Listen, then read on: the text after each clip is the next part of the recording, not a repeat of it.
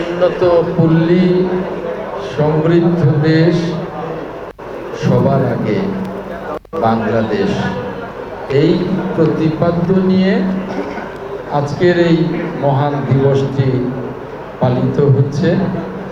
এই দিবসে আজকে এই অনুষ্ঠানের জনাব সভাপতি, বাসাইল উপজেলা নির্বাহী অফিসার জনাব ইকবাল হোসেন সাহেব, উপস্থিত বিএনপির বিভিন্ন পর্যায়ের নেতৃবৃন্দ, জেলা মুক্তিযোদ্ধা কমান্ড কাউন্সিলের সম্মানিত আহ্বায়ক, উপজেলা মুক্তিযোদ্ধা কাউন্সিলের সম্মানিত আহ্বায়ক, সদস্য সচিব সহ মুক্তিযোদ্ধা বৃন্দ, বিএনপির বিভিন্ন পর্যায়ের নেতৃবৃন্দ, সুধী মণ্ডলী, সমবায়ী ভাই ও বোনেরা, আসসালামু আলাইকুম। আজকের সমাবেশে কিছু বলবার আগে আপনাদের কাছে অনুমতি চাই। প্রচণ্ড গরমে সারাদিনে অনেকগুলো কর্মসূচিতে অংশ নেওয়ার কারণে আমি একটু ক্লান্ত বোধ করছি। যদি আপনারা অনুমতি দেন, আপনাদের অনুমতি সাপেক্ষে আমি বসে বসে আমার বক্তব্য দেব, যদি অনুমতি দেন আপনারা।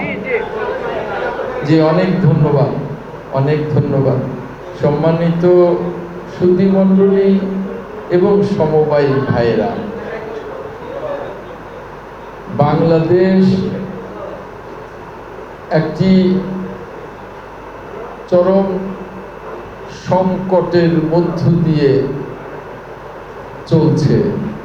এই চরম অর্থনৈতিক সংকটের মধ্য দিয়ে আমাদের নেতা মাননীয় প্রধানমন্ত্রী জনাব তারেক রহমান সরকার গঠন করে এই চরম সংকটকে চ্যালেঞ্জ করে তার নেতৃত্বে আমরা, আমাদের সরকার, আমাদের দেশ এগিয়ে যাচ্ছে।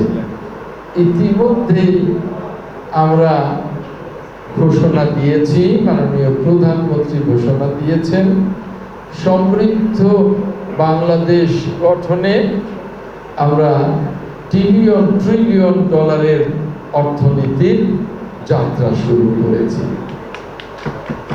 আমরা ইতিমধ্যে ঘোষণা দিয়েছি, মাননীয় প্রধানমন্ত্রীর নেতৃত্বে আমরা এই সমবায় আন্দোলনকে সারা দেশে বিস্তৃত করে একটি সমৃদ্ধ বাংলাদেশ গড়বার লক্ষ্যে আমরা কাজ করব এবং এগিয়ে যাব। আর সেই লক্ষ্যে আজকে মাননীয় প্রধানমন্ত্রী জনাব তারেক রহমান জাতীয় পল্লী উন্নয়ন সমবায় দিবস পালন করছি এবং তিনি আজকে এই দিবসটি উদ্বোধন করেছেন ঢাকায়।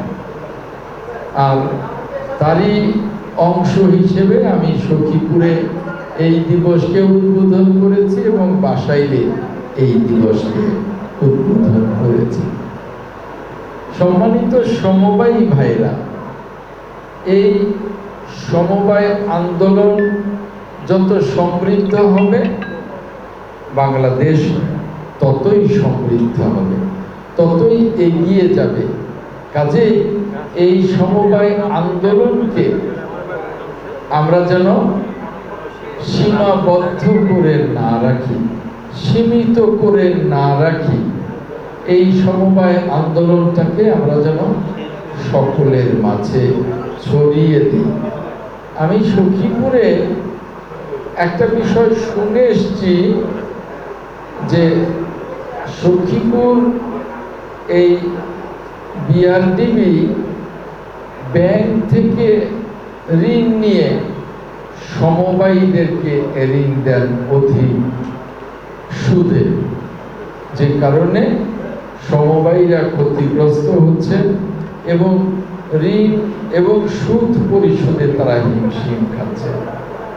এই বাসাইলে সেরকম অবস্থা আছে কিনা আমি জানি না, যদি সেই অবস্থা থাকে, এই বাসাইলে এই ব্যাপারে কি করা যায় তা নিয়ে আমি কাজ করব।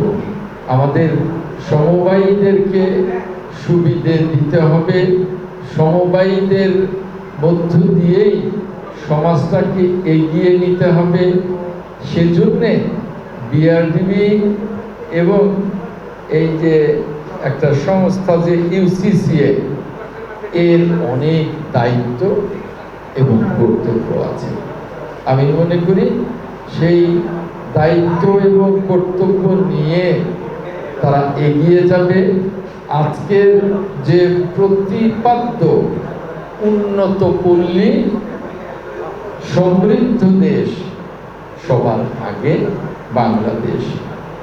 বাংলাদেশ একটা সময় ছিল ৬৭,০০০ গ্রাম নিয়ে বাংলাদেশ, এখন সেটা বিস্তৃত হয়ে ৯০,০০০ গ্রামে পরিণত হয়েছে।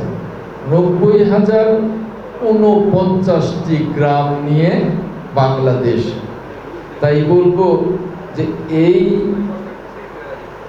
সমবায় আন্দোলন আমরা যদি বাসাইলের যতগুলো গ্রাম আছে সবগুলো গ্রামে আমরা যদি ছড়িয়ে দিতে পারি এবং সকল উপজেলার উদ্যোগে যদি ৯০,০৩৯টি গ্রামে এই সমবায় আন্দোলন ছড়িয়ে দিতে পারি, ইনশাল্লাহ আমাদের দেশ সমৃদ্ধ হবে। আর সেই আন্দোলনে, সেই সমবায়ী সমৃদ্ধ আন্দোলনে আমরা সবাই শরীক হব। সকলের অংশগ্রহণে বাংলাদেশের সমবায় আন্দোলন সফল হবে আর সমৃদ্ধ হবে দেশ। এই কথা বলে আপনাদের সকলকে অনেক অনেক ধন্যবাদ জানিয়ে আজকে জাতীয় পল্লী উন্নয়ন দিবস সফল এবং সার্থক করবার জন্য তাদের উত্তরোত্তর উদ্যোগকে স্বাগত জানিয়ে, সমর্থন জানিয়ে আমি আমার বক্তব্য এখানেই শেষ করছি। আল্লাহ হাফেজ। বাংলাদেশ জিন্দাবাদ। আমাদের নেতা মাননীয় প্রধানমন্ত্রী জনাব তারেক রহমান জিন্দাবাদ। উন্নত পল্লী সমৃদ্ধ দেশ, সবার আগে বাংলাদেশ। আসসালামু আলাইকুম।